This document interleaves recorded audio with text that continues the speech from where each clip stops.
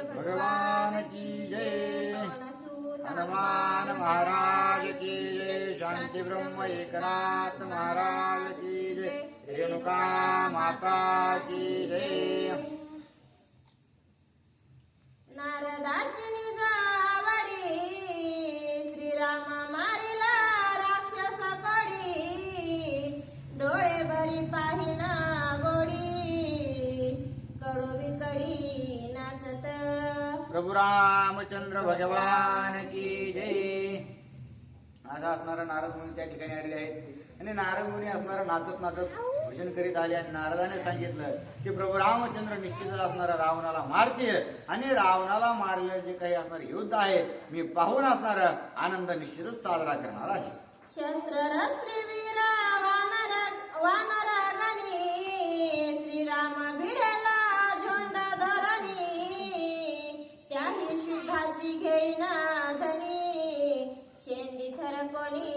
धडधडीत आणि प्रभू रामचंद्र असणारा आपल्या वानर वीरांसोबत जे काही असणार शस्त्रास्त्राचा माळा राक्षसगण करतील आणि त्याच राक्षसगणाच्या असणारा रक्ताचा पूर प्रभू रामचंद्र वाहतील त्यावेळेस असणारा मी निश्चितच त्याचा पुरेपूर आनंद घेईन।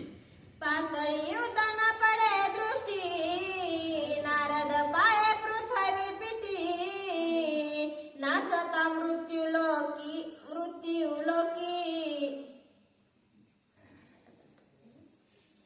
पातळी उदन पडे दृष्टी नारद पाये पृथ्वी पिटी नसता मृत्यू लोकिरण गोष्टी ते त्या उठी पोटशुळ आणि आता नारद मुनी असणारा कुठेही गेले की कळ लावण्याचं काम करायचं आणि तिथं असणारं भांडण लागलं की बघत बसायचं असं त्यांचं असणारं कार्य आहे आणि त्याच्यामुळे ते पाताळात जाऊन आले तर पाताळात कोणाचेच भांडणं लागणार म्हणून असणार मृत्यू लोकात आले आणि मृत्यू लोकात येऊन पाहिलं तर काय प्रभू रामचंद्र असे असणार बाणा अंगाला लागले आहेत आणि शिरबंधात अडकून पडले आहेत म्हणून आता नारद मुनी असणार पुढच्या गोष्टी ज्या असणार प्रभू रामचंद्र करणार आहेत त्या बोलू लागले। स्वर्गी नाही रणा कल्लोळा नारदा कपाळा शुळा लंका भुवनी रणा गोंधळ केला सुकाळ श्रीरामे आणि स्वर्गामध्ये गेले तर तिथं सुद्धा असणाऱ्या युद्धाची काहीही हालचाल नाही त्याच्यामुळं या लंकेमध्ये प्रभू रामचंद्राने असणार रणकल्लोळ अशा प्रकारचा माजवलेला आहे आणि ते पाहण्यासाठी अत्यंत उत्सुक नारद मुनी झालेले आहे। संग्रम पिकाले प्रबळा पडिले शरबंधनाचे डोळा नारद उडविल तात्काळ रण सुकाळ पाहावया आणि त्या ठिकाणी युद्धाचा असणारा अत्यंत पीक पाणी जोरात आलेला आहे परंतु जे प्रभू रामचंद्र आहेत त्यांना शरबंध रूपी असणारा गळ घातल्यामुळं हे सर्व युद्ध असणार थांबले गेलेलं आहे आणि त्यालाच असणारा त्या शरबंधाला निवृत्त करण्याचं कार्य नारद ऋषी असणारा युक्त सांगणार आहे। पाहावया श्रीरामा गोडी नारदासी परमावडी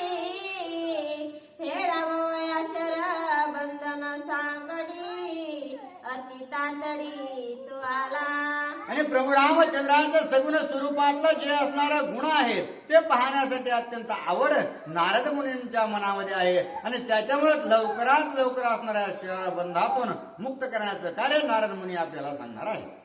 श्रीरामाचा निज बाणा ज्याला घेतो ब्रह्मा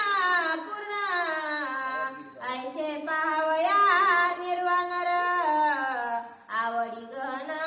नारदासी आणि हे युद्ध पाहण्याची आवड नारद मुनींच्या मनात एकाच गोष्टीमुळे आहे की ज्या असणाऱ्या जीवाला प्रभू रामचंद्राचा बाण लागणार आहे तो जीव असणार नित्य निर्मुक्त अशा प्रकारे होऊन त्या ठिकाणी असणारा त्याला मोक्ष प्राप्त होणार आहे।